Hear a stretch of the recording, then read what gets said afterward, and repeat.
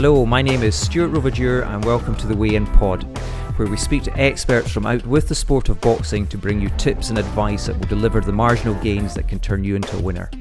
Today I'm joined in the corner by Dr Amanda Pitkethly, a leading sports psychologist and a Muay Thai boxer. I guess kicking off, the initial question would be, can you define, now this is going to tax you, in a few sentences, what is sports psychology and why do athletes work with sports psychologists? Now, this is a tough one. I asked a mindfulness expert this very same question, and because he was a calm individual, but he went on for 20 minutes. So, in your own words, in a sense, how would you describe sports psychology, and why do athletes work with sports psychologists? Yeah, so like you say, that answer could go on, or it could be quite brief. But there's a working definition which might help, and I'll read it out word for word, because that sometimes helps just to sort of clarify what it is. So what we think of it as sports psychology, as opposed to sport and exercise. Sports psychology is the study and application of psychological principles of human performance in helping athletes consistently perform in the upper range of their capabilities and more thoroughly enjoy the sport performance process. So there's a few things in there. The key is consistency in achieving their upper range of performance, and the other is enjoyment. The other is actually just absolutely just keeping the love going for it. That's key to it, because quite often if you're training really hard, it can get monotonous. Absolutely. Terribly boring sometimes. The hours, you know, when you think of what young athletes, when you think of elite athletes and what they've given up in terms of a social life, friends, they're getting up at ridiculous o'clock, to train really hard, but monotonous, boring training that needs done in order to get the small gains. It can be very tedious. And so, yes. So what you're saying there is, we notice that at the beginning when you have the children, because the parents decide if they're coming to the club, they'll drop them off so the kids go. They'll stick with it till they're about 14, 15. Then all of a sudden the distractions appear. It's the boyfriends, it's the girlfriends, it's the going out with the friends, rather than coming to the gym 4 times a week. And exactly. Yeah. How do you keep them when they get to that point? That's the thing as well. That's crucial. I think if we can, unfortunately, what has often happened is sports psychology has been traditionally just given to the elites. Yes. And now it's really important to me that young people have a grounding, an understanding, a foundation of sports psychology and what it can do for them. Because I'll talk a lot about this as we go on. It's about learning skills. It's about learning how to be consistent, how to keep performing at a consistent level. So when I speak to developing athletes, they will always talk about, I'll ask, sometimes you have just the most incredible performance. You just perform, the best you've ever done. And then just sometimes it just doesn't work. And most people can kind of understand that, they say, it just wasn't my day. And that's really where we come in. We can help you realize that, we can help you develop this consistency. Yes. In the way you approach your preparation, because I think preparation is key. It's not just about the competition. It's about what you do leading up to that. We're learning how to be consistent. We're learning how to be motivated, how to be confident, how to focus better, how to set better goals. Yeah. And we can't do that.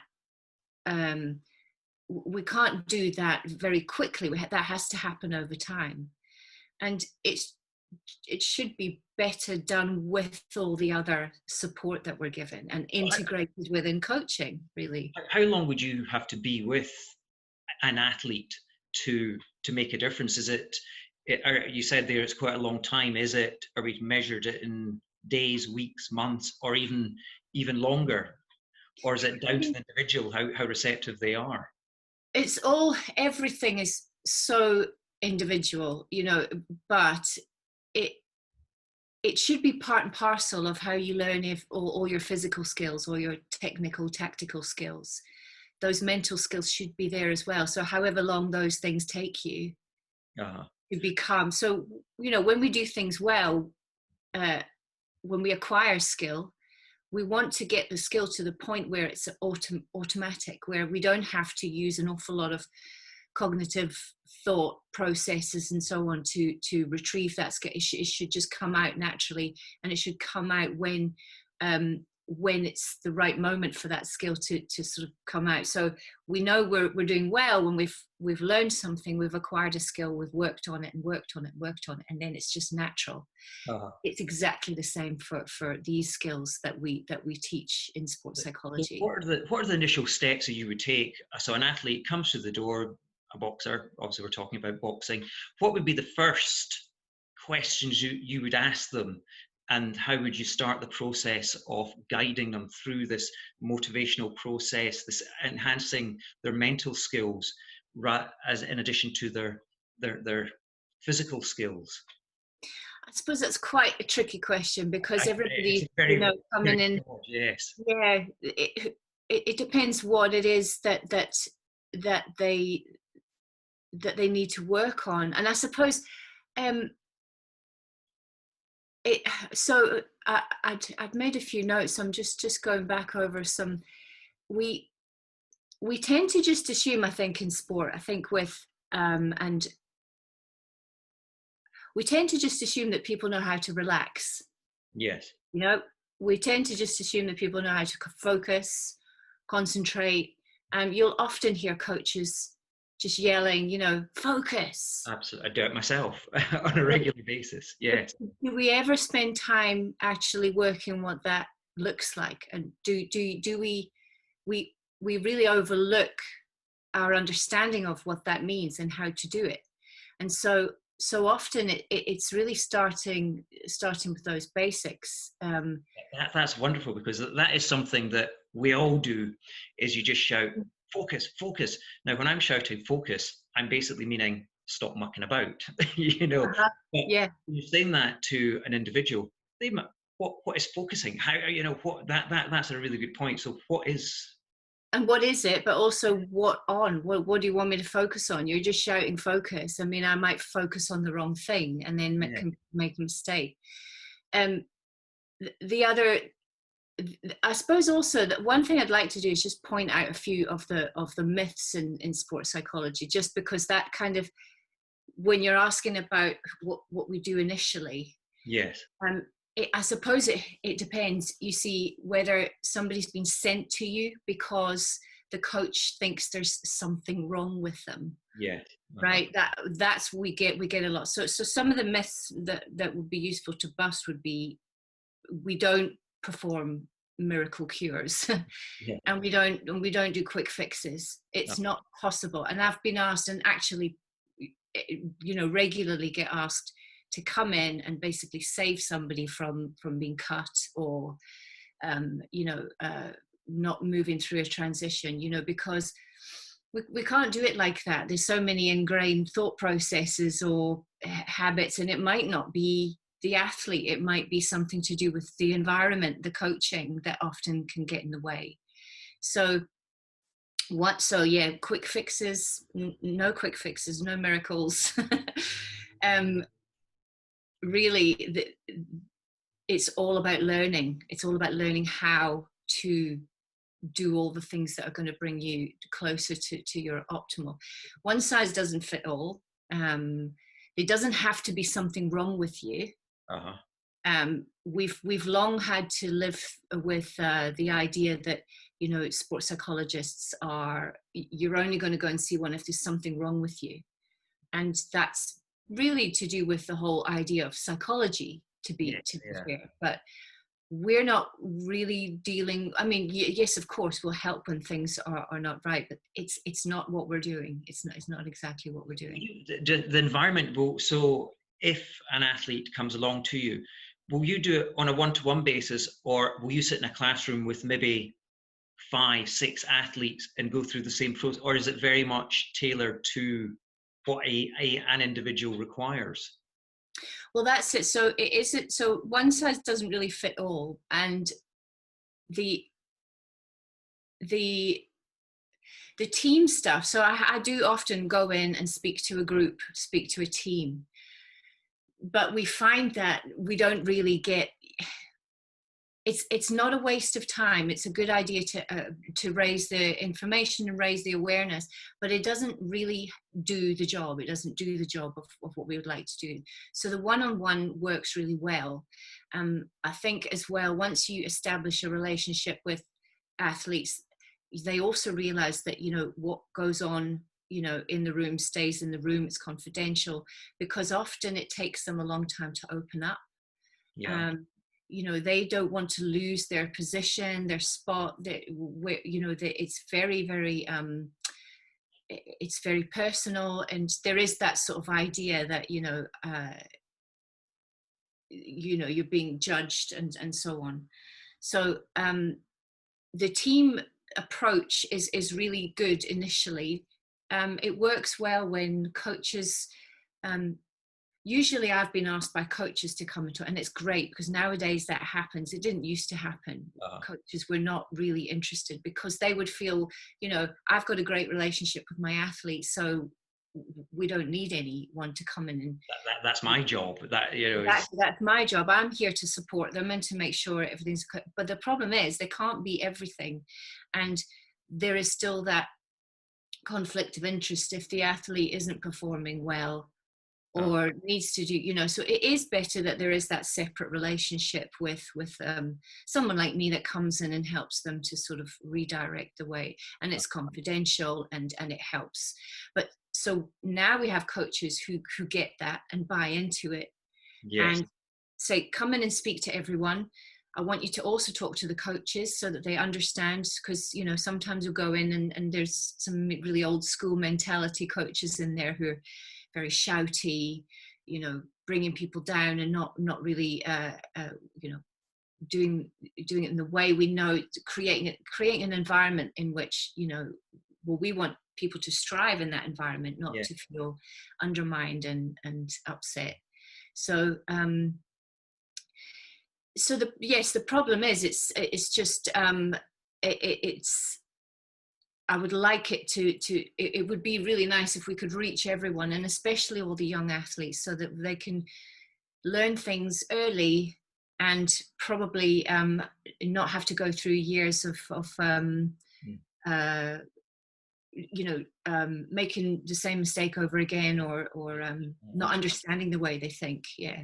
As a coach, and other coaches that will be listening to this, how would you go about appointing a sports psychologist? I guess it's not, you just don't go into Google and say, or do you go into Google and say sports psychologist, drop you a line, and you come along to the club?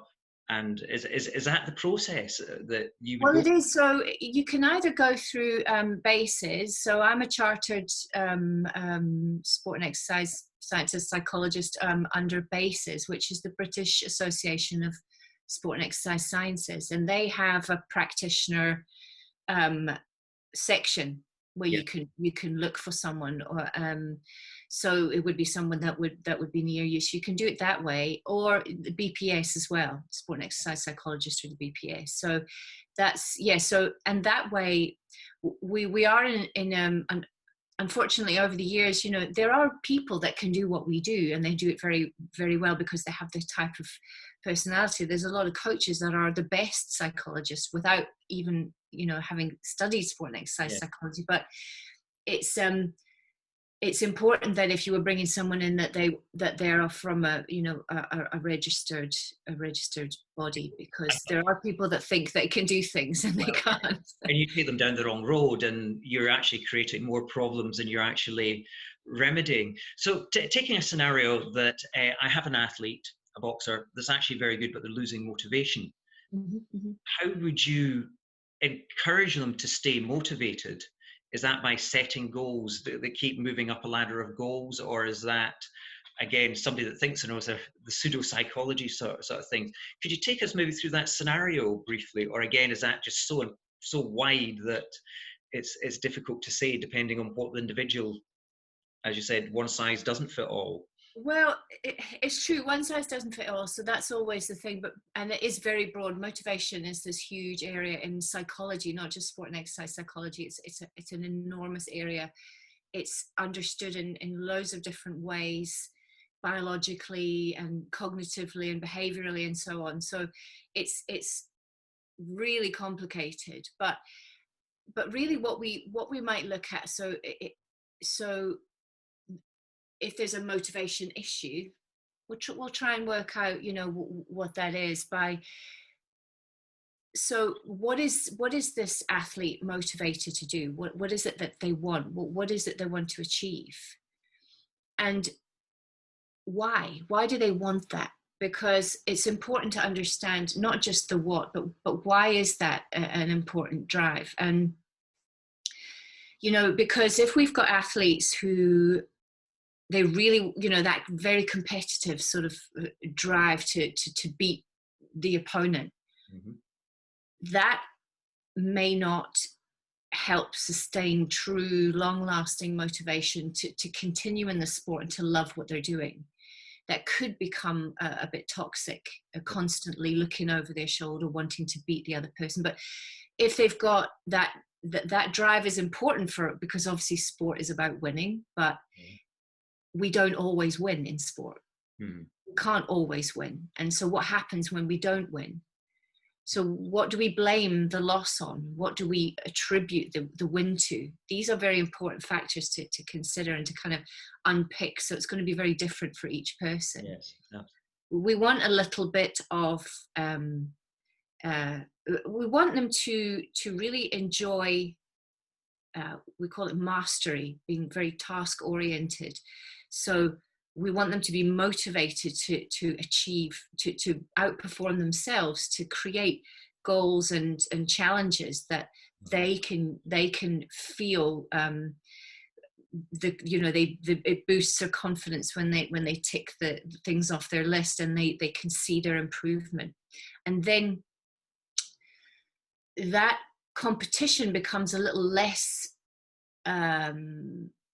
So yes, you want to win because that's what sport's all about, but it's less about an anxiety wanting to beat an opponent. It's more about, I know I've prepared so well. I know, and that's driving me to enjoy this bout, this match, and I'm going to do my very best. And this is what it's all about. So it can be complicated. It depends. Some people are the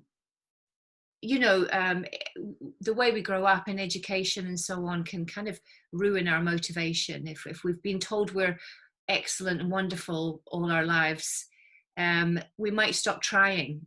We might, or if we've not been praised enough for the effort that we put into things, and so it's a tricky one, but we can work through it. Yeah. Talking about the competitive element of it, where is always people have problems is they're about to go into a match. It's their nerves. It's actually their nerves take over because you can't anticipate what's going to happen. You may have looked at your opponent on YouTube, you've heard how good they are, etc. But you're going into that ring on your own. Do you have any hacks, I guess, for how can I manage my nerves? I'm just about to go into that ring. I'm really nervous, and these nerves are inhibiting my performance. Is there any quick tips that you could give to the listeners that would help them manage those pre-match, or even when they're in the ring, the nerves that they're or indeed the nerves can be good, but they can also be debilitating? Oh yeah, obviously nerves are great. Nerves are part of sport, but again, another sort of, it can be quite a broad and complicated thing. I'll come to a couple of techniques in a minute, but maybe just explain that so how what you need to know is how are people generally, how are they generally relate with nerves. Some people are, and actually often highly competitive people are quite anxious. They're trait anxious, which means they have a tendency to be more anxious than maybe other people. But we also have something called state anxiety, which is those nerves that lead up before you're not generally anxious, but this is important, and I'm nervous, and so there's different kind of ways to look at them, but they definitely get in the way often. And it's a shame, because I've seen many performers and athletes who are incredible in training, absolutely, they're just so good, and then it comes to the competition or the match and they fall apart. Absolutely. And again, goes back to what we were saying before. These are not, we can't do a quick fix, but we have to learn how. We have to learn what to do, and we have to work on that and practice that and integrate that into our training, and eventually we get better and better at it. How would, I guess, introduce? Yeah, so I've sort of lost my. No. So really, what you're saying, so we'll be focusing on the skills, the fitness, etc. So as a coach, we should also be bringing in some motivational and some nerve training at the same time, or So I would, and it's almost like, things like simulated competitions or simulated matches where you could just get them used to nerve-wracking situations, just just slowly but surely just bring things in, which you could bring some people in to watch. You could say, oh, that person over there, he's, you could be quite creative about it, but just to add a little bit of an element of nerves, as well as having that athlete or all your athletes prepare in a way that will help them deal with those in a real situation. But we definitely could lose a lot of talent. There's a really nice quote that it's Chopin once said. He referred to another pianist friend of his as probably the greatest pianist in the world. But then he said, but you'll never hear him because he won't play in public. And you just think that we are losing a lot of talent because we're not helping them cope or really, and all it takes is some, these are skills we can learn. This is what psychology is all about. Because often I've seen some of our members, they build themselves up so much. They're going to go into this match, they lose, and they're so deflated, and they then don't have the motivation to carry on. Sometimes, they don't come to training for the next week or so ever, just because it's just built up to such an extent that they can't dig themselves out of that level of disappointment, I think. And that's, the nerves do that, and then there's also the motivation in there, as you said, and I mentioned earlier on. What is going on? They lost. Why did they lose? What are they attributing that failure to? Are they attributing it to something external to themselves, so the other person, in which case there's nothing I can do about that? Or are they attributing that loss to something like, I really didn't train hard enough, I didn't think about those tactics, I didn't work on that specifically hard enough before? If that's what you're attributing the loss to, then that's great. We can do something about that. And when people start to recognize that, we can start setting those goals. And then, okay, my nerves get in the way all the time. Every time I come, so okay, so what are we going to do? We've got something we can do there. We can control that somehow. We can learn how, So it's we just assume, again, it's that just, you'll get over it. And we just assume, but in sport, nobody wins all the time. And yet failure is this huge thing that we still have hanging over us. Like it's the most awful thing, but it's the most natural part of it. And it's binary sport. And you might lose the match, but have played or have fought or fought the best you've ever fought. Yeah, quite often what we've started doing is that you don't lose, you learn. Now, Exactly. it sounds trite, especially if you're a 14 or 15-year-old. That does sound quite trite, but there's a lot in that. Is come back, analyze what did you do was it the opponent, as you said, quite rightly identified. Did I skive off training a few times? Have I not been? So yeah, it's identifying why did I go, sit down with your coach post match, maybe not there and then, but then analyze what went wrong and how can we change that for the next time, which I guess boosts the individual's confidence. Well, absolutely, because it's in your control. There's something you can do about it. So with nerves, it's quite complex because obviously you've got all these emotions. So it's helping somebody sit through and look at the complex range of emotions that could be playing in there, could be part of the problem. Just looking through it, and also, it's about evaluating. Okay, it's about the situation, how important it is, and your ability or how well you think you can cope with your nerves, with the opponent, with the situation, whatever it is. So we need to kind of sit and think, okay, so how do I feel about this? Because if I can cope, if I can control my nerves, or if I have some skills that I've been learning and I'm working on it, I feel a bit more confident going in there, and I'm probably less likely to completely lose it and be as anxious. I'm still going to be nervous because we're always going to be nervous. Yeah. If you weren't nervous, you wouldn't care. Well, exactly. But the other thing is, this feeling that I've got, this nervous feeling, is this a threat or a challenge? So how does this feel to me? Do I feel terrified, like something awful's about to happen? Or do I recognize that I need this energy. I need this to go in and do what I need to do. So in your mind, you should change the nerves to not a threat, but to a challenge. I think that was your expression there. That's right. And physiologically, the sensation internally is the same. It's the same, excitement or nerves.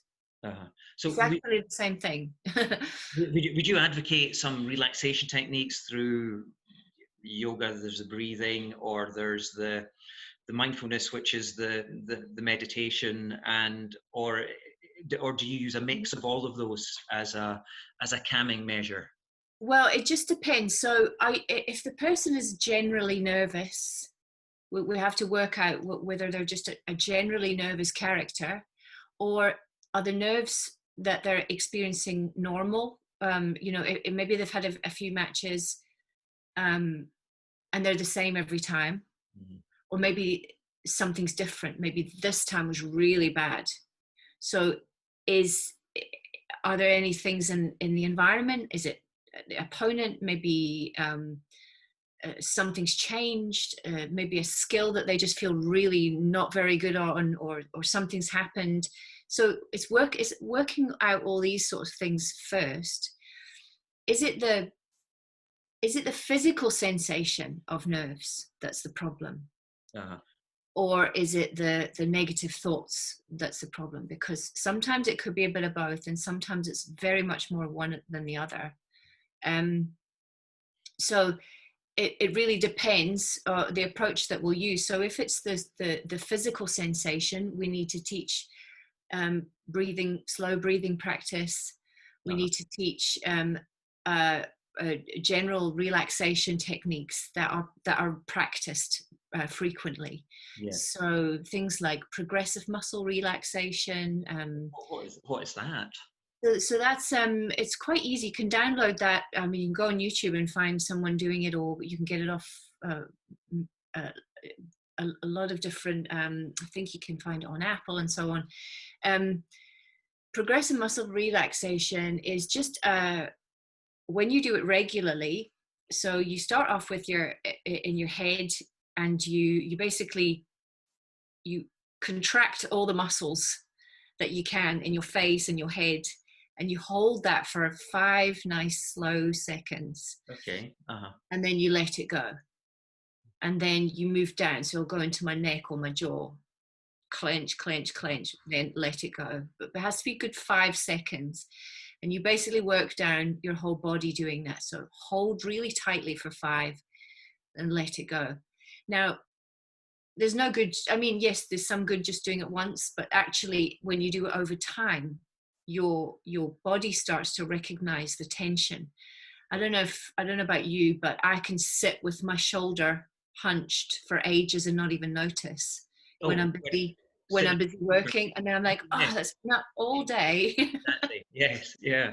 You don't even notice, and your brain will get very quickly used to it. So if you that's one way of learning how to relax. And so and definitely, as if you were to do that regularly, you start to notice. I'm going to spring that on. Is that what you did when you were in the ring, when you were doing Muay Thai?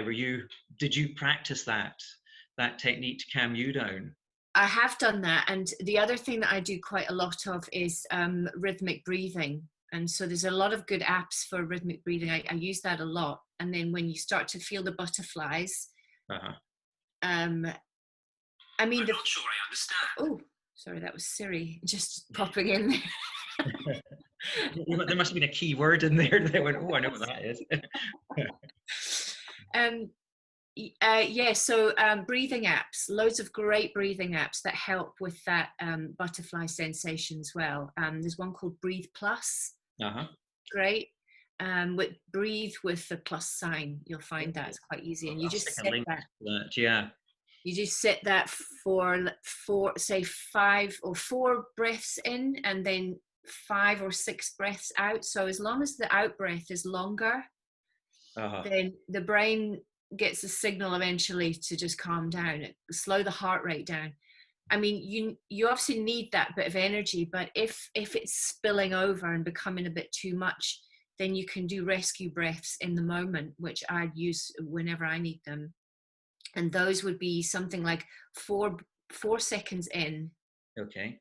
Maybe hold for a couple, and then sort of 6 or 7 seconds out, like a really long, slow out breath. And that eventually your brain will go, okay, it's fine, we're calming down, and your heart rate will slow down. So if you did about 5 of those, if you were nervous and you're feeling your heart just slightly going a little bit too hard, then we can control our heart rate. And if we understand that, okay, my heart rate's moving too fast, nothing terrible is about to happen, the world isn't going to explode. What I do need to do is control my heart rate. And so I use my breathing to slow my heart rate down. Yeah. And then I'm in a better place. And that, I guess, that also helps you focus as well, because as soon as that's slowed down, you're not, you can then focus on what the task is in hand. Well, that's right. The heart rate will signal to our sort of primitive part of our brain, which is telling us that something terrible is about to happen. Run away. And then you're just full of hormones cascading all over the place, and not able to actually. What happens is no blood comes to the front of our brain where we actually can think and plan and consider the consequences and act a bit more rationally. So that human part of our brain shuts down in those moments.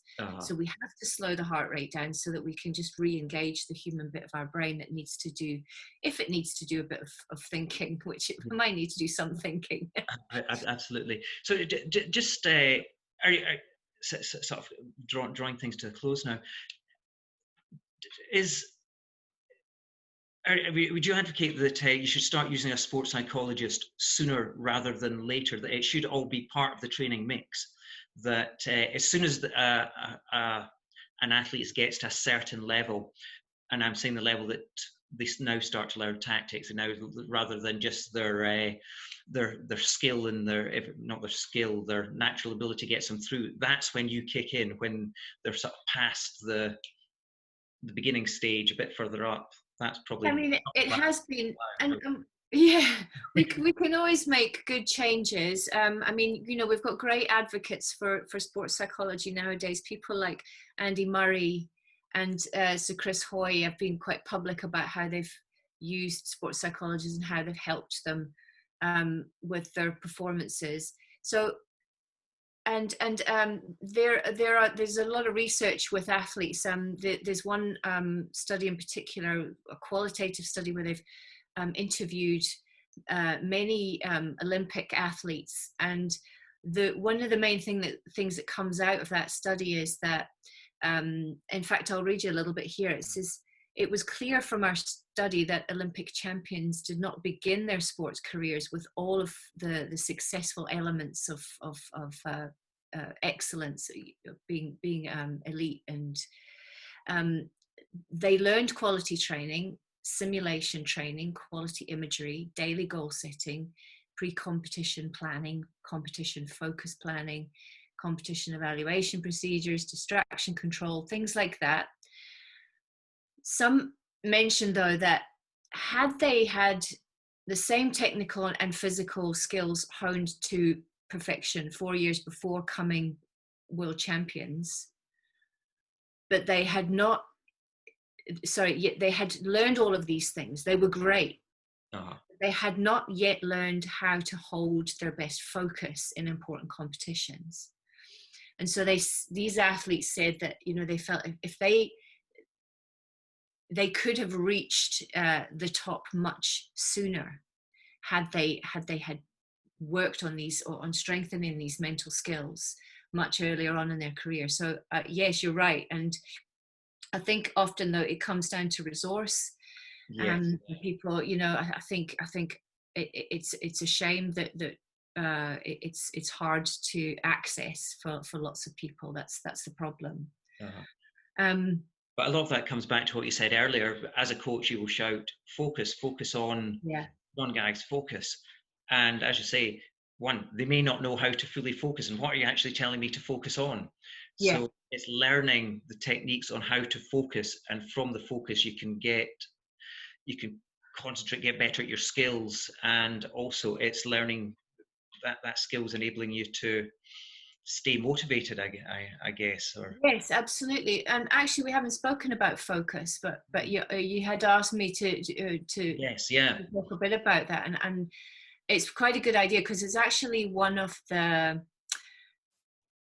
things that doesn't get worked on. So when we work with athletes, the research shows that better athletes differ from less successful athletes in their ability to control their emotions, or their arousal, we call it in psychology, just the activation in your system, that heart rate going crazy. If you're able to control that, and you're in control of that. So better athletes can do that. They are better at imagery, at actually thinking through plays, matches, techniques, amending things, changing things, working on skills in their mind. They're just very good at that. They're good at building their own confidence using different techniques. So obviously things like goal setting, for example, and planning.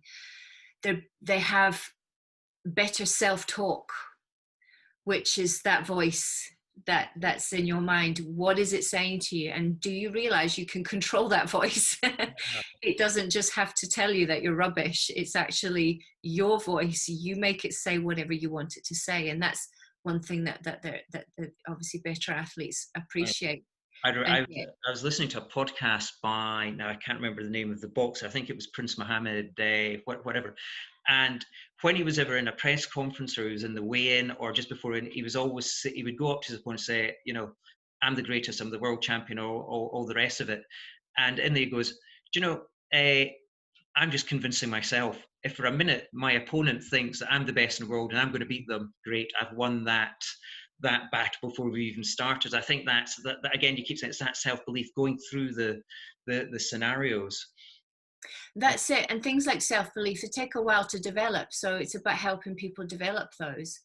But what I wanted to say was, the thing that isn't considered enough is that mysterious thing called focus or concentration. We tend to refer it to the whole idea as attention. So we look at it in terms of attention, and that has three areas. So we look at concentration, which is when you're putting some effort onto focusing on something, but also selection. What is it that you're choosing to put your concentration on? But also at the same time, you're selecting what to focus on, whilst also filtering out or not focusing on distracting things in your environment. And the other thing is that switching, that ability to shuttle between different things that need to be considered in that moment. The problem with our brains is that they are, so if you think about the sheer amount of information that is available in our environment at any one time, there's a huge amount of information. Our brain has to, so we look at different models to understand attention, and the three that we look at is, one of them is filtering, how we filter. So what am I filtering?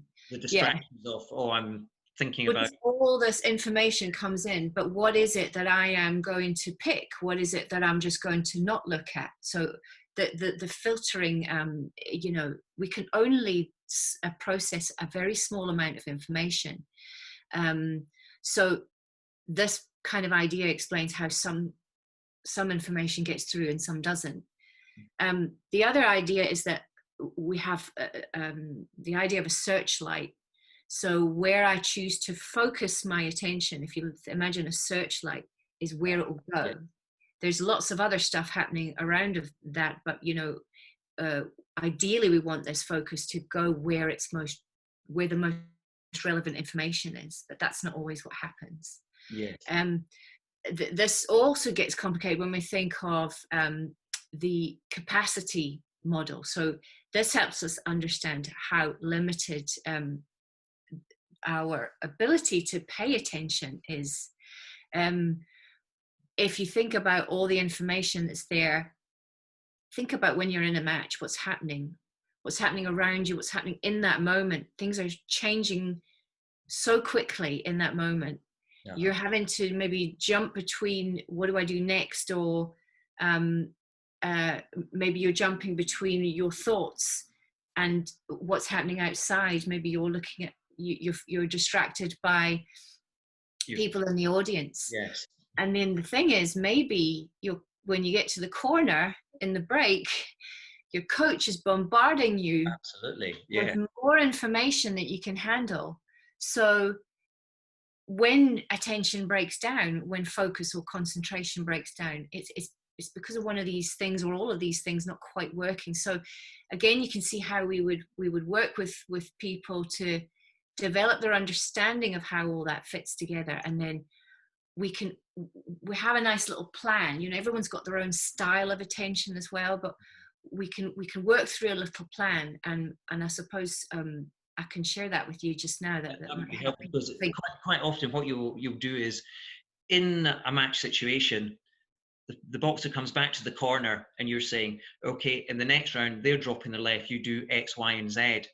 They go back out there and none of it has gone in at all, because their focus is either on the crowd, there's so many distractions. It's retaining that focus from what's happening the here and now, and then taking and using that focus, what you've just been told, in the future. So it's switching from now to switching in the future, which is quite a difficult thing to do, I guess.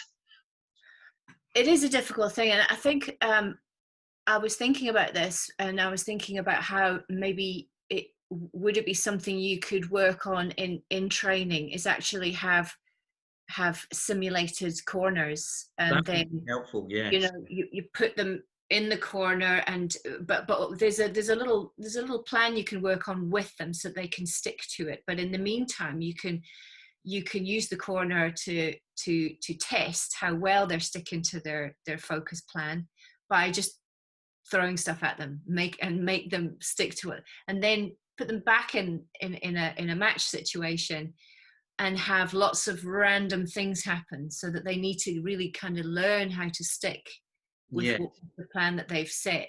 It's like your searchlight. You're looking only at Yeah, exactly, because we can't get away from the fact we have limited capacity there. It's not, we just can't take all of that information in. And I think when the coaches realize that they might actually be causing the problem, when they go back into the match, they are actually worse off if we understood how we could use small, so we'll use things like keywords and so on. So first of all, though, what we can do is get the athlete, get the coach, you sort of pick a scenario, and we'll think, right, what are we going to concentrate on? And we've got to keep it really simple, because that there's no way that the brain can cope otherwise. So make a conscious decision to invest some mental effort into something specific. Okay. I mean, we could go all over the place with examples, but you can probably think of some at the moment. If I go through the steps, and maybe you can think of it makes sense to you. Yeah. So say before a match, so getting what we do often with athletes is teach them or get them to develop their own pre-performance routines. Have you heard of those? No, this is new. Yeah, so a pre-performance routine is basically a mental warm-up, and this is you giving them something to concentrate on, because our minds want, especially when we're under pressure, our minds, okay, we're now anxious and we're going to attend to danger, essentially, because that's what our brain wants to do. You need to give your brain your mind something to do. So you have to find something nice and something you rehearse over time, and something dependable that your mind can do. Otherwise, it's going to go all over the place. Yes. Okay. So this is what we do with this could be a mantra that you go through in your head.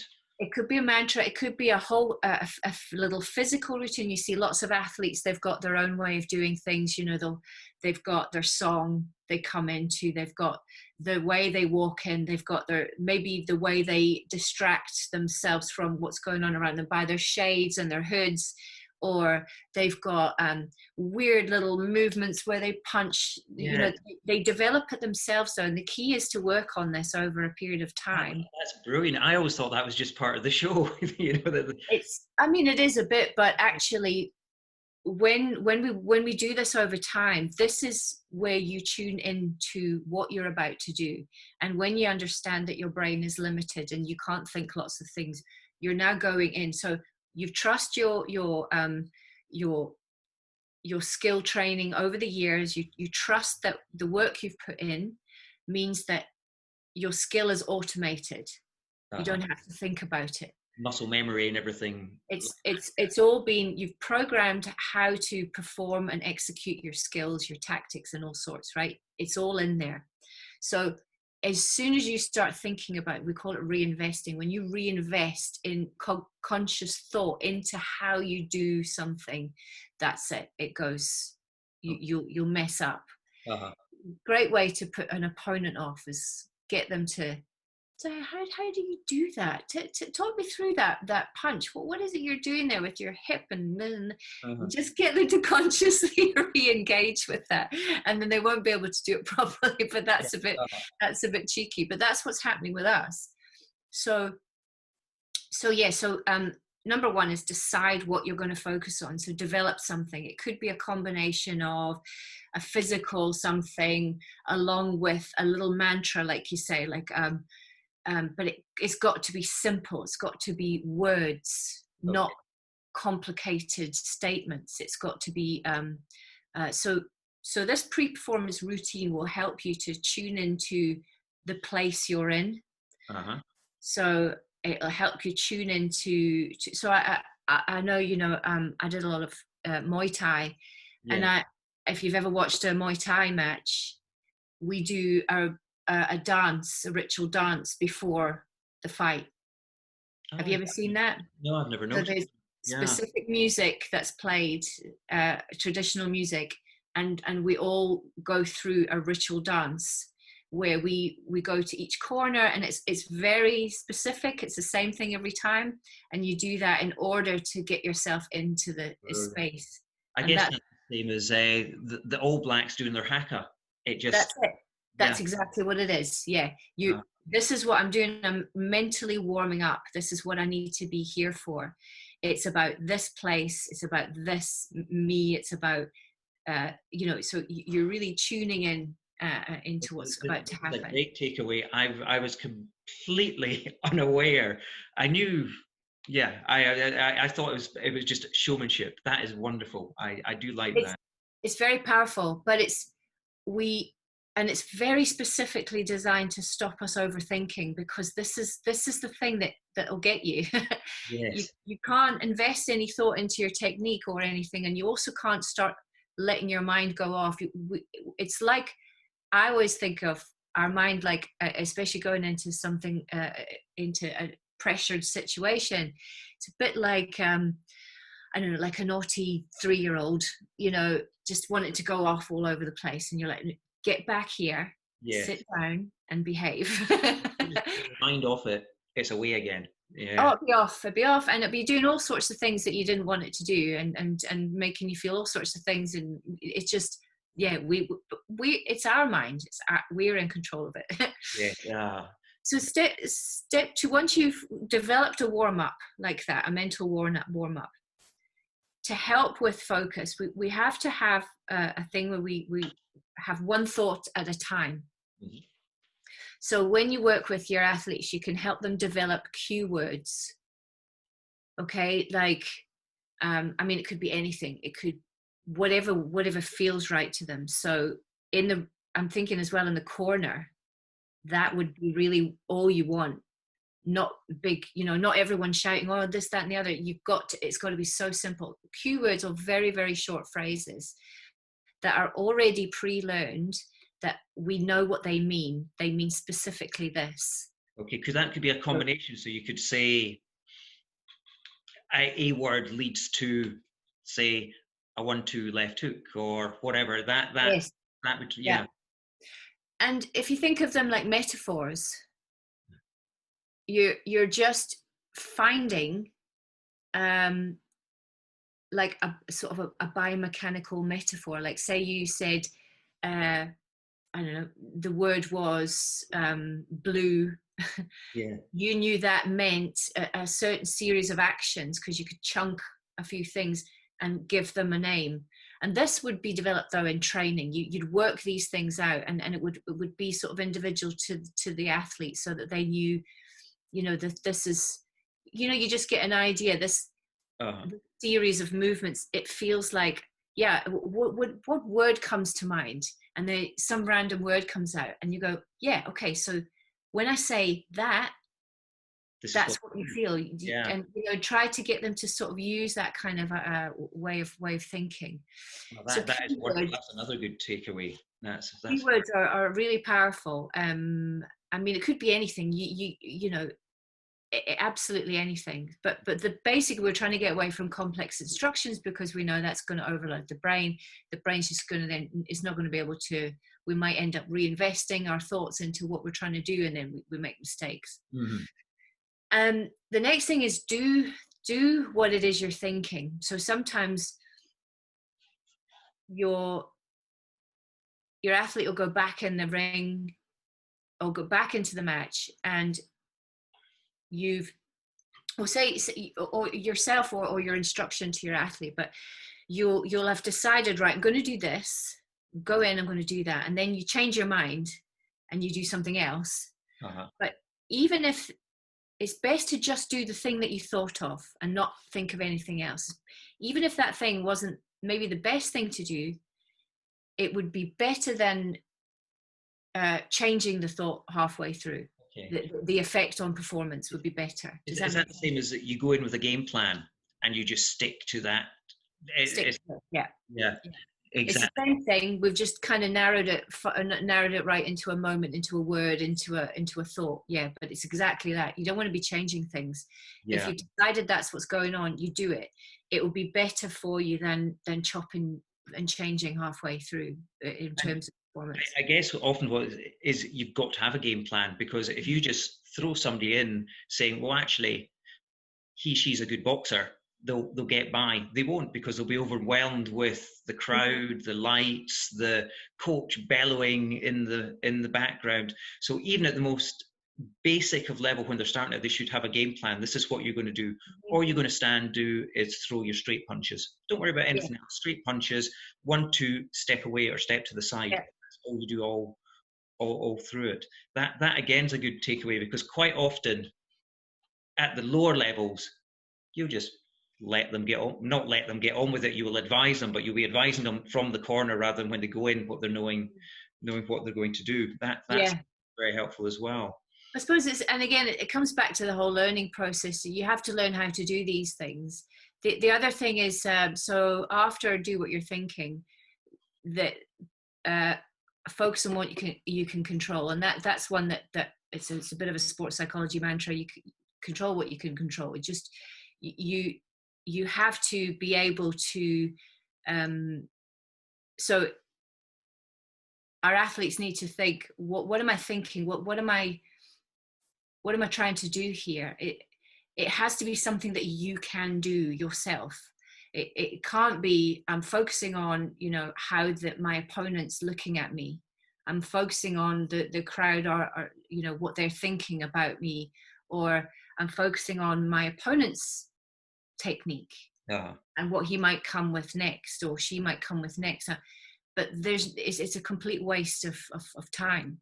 So it has to be your thought, and what you can control. So we've got to get them to understand what the types of things that they can control, I suppose, as well. Which I guess is keep your chin down, keep your hands up, keep your feet or keep your stance, etc. You can control that as well, but you can't, as you said, you cannot control what your opponent's doing, because you just can't, or the crowd. Yeah, that again.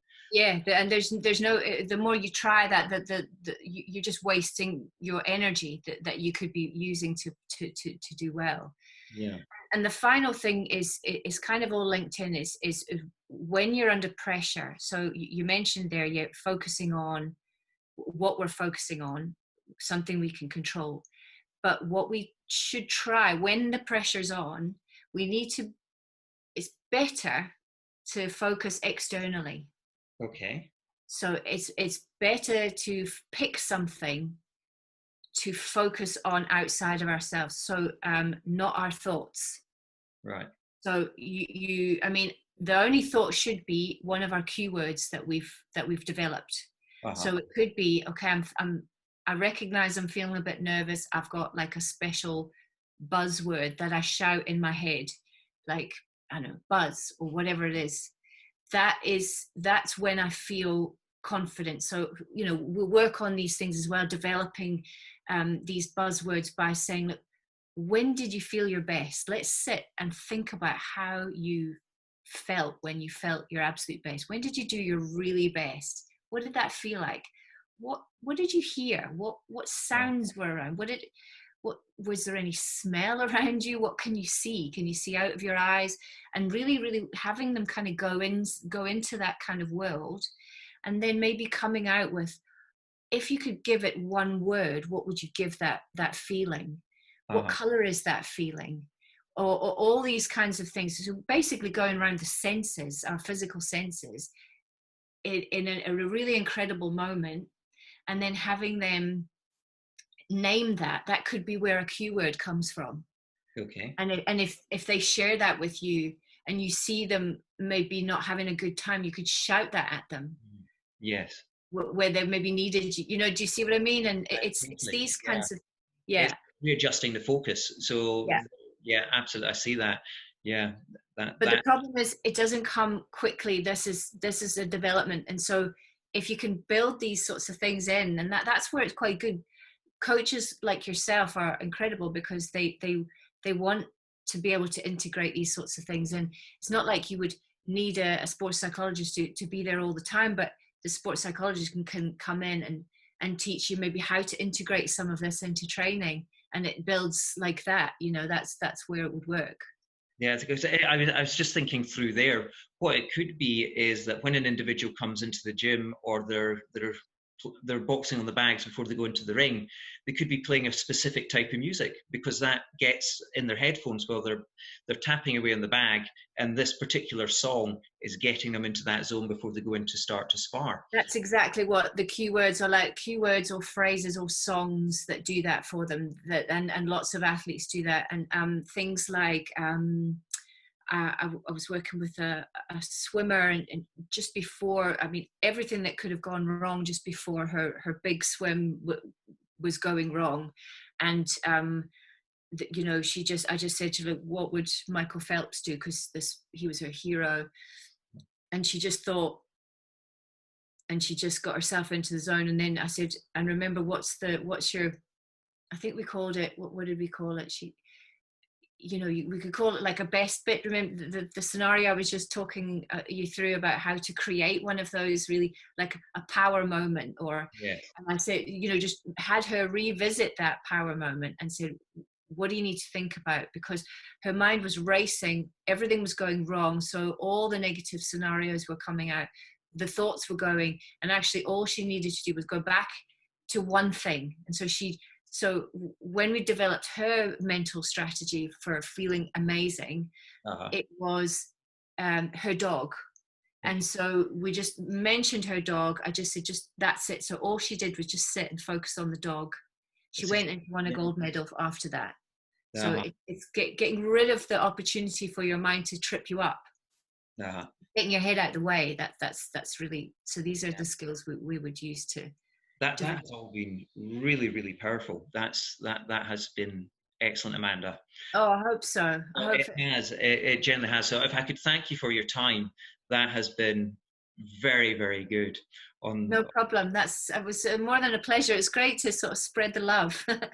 Thank you for listening to the WeighIn podcast. Please hit the subscribe button. It will make a big difference.